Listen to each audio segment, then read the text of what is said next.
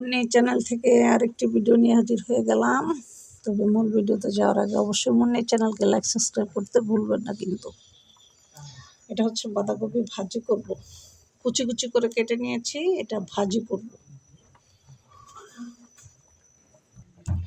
আর এটা হচ্ছে কচি শাক, ডাটা কচি শাক, আপনার 20 বিঘা জমিতে এই ডাটা শাক আর হচ্ছে বাঁধাকপি চাষ করে এবার কোটি টাকার মালিক হয়ে গেছে।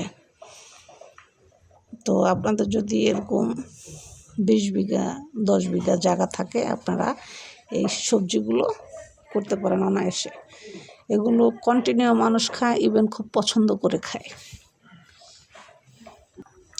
আর শীতকাল আসলে মানুষ বাঁধাকপি সবজিটা বেশি পছন্দ করে।